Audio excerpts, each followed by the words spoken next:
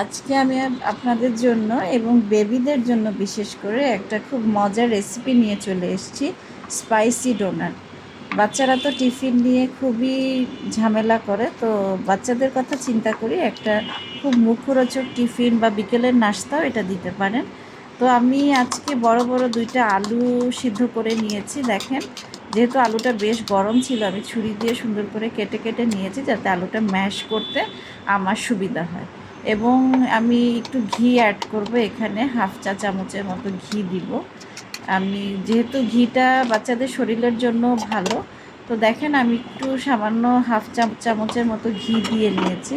এখন ঘিটা দিয়ে খুব সুন্দর করে হাতে আমি এভাবে ম্যাশ করে নিব আলুটা।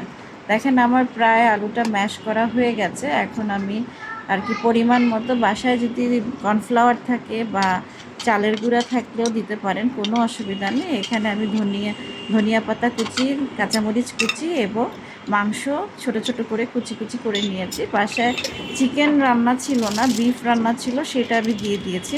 এক্সট্রা কাঁচা চিকেন রান্না করে আমি এটা বানাইনি। আপনার হাতের কাছে যা থাকবে তা দিয়ে আপনি এটা বানাতে পারবেন। এবং নুডলসের মশলাটা আমি অ্যাড করে দিয়েছি খাবারের টেস্টটা বাড়ানোর জন্য। আর হালকা একটু টেস্টিং সল্ট দিয়েছি, অবশ্যই আপনারা ভিডিওতে খেয়াল করে দেখেছেন। তো এখন সুন্দর করে আমি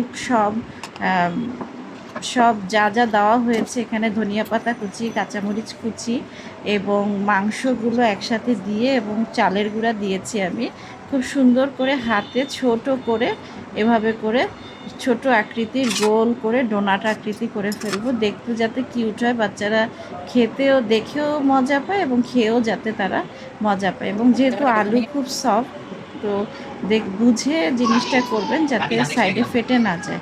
এবং ভাজার সময় খুব টেকনিক্যালি এটা ভাজতে হয়। তো আজকে আপনাদের জন্য যে আমি রেসিপিটা নিয়ে এসেছি আজকে, স্পাইসি ডোনাট, এটা বাচ্চাদের খুবই পছন্দের একটা খাবার।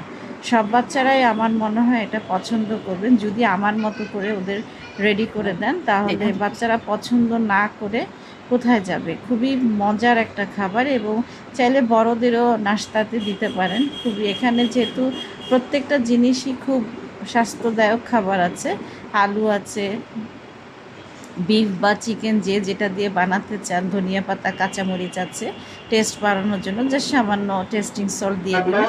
দেখেন আমার এখানে প্রায় অনেকগুলো ডোনাট হয়ে গেছে।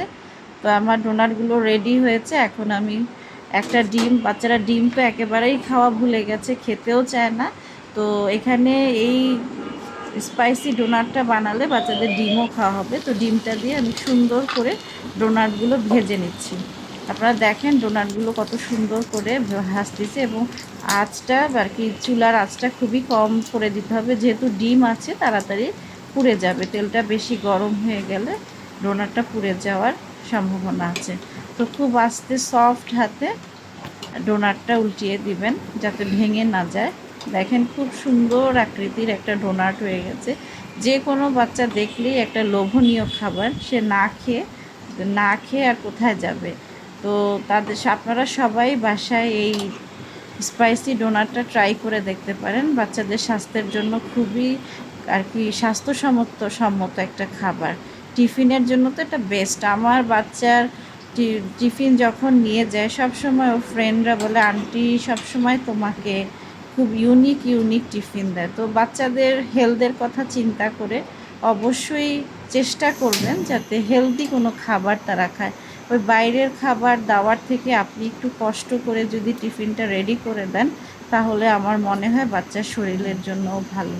বাইরে যদি স্পাইসি খাবার খায়, কী তেল দিয়ে ভাজতেছে, কী মশলা দিচ্ছে আমরা তো দেখি না, জানি না, ভালো লাগে খেয়ে ফেলি, কিন্তু আসলে এটা করাটা ঠিক না।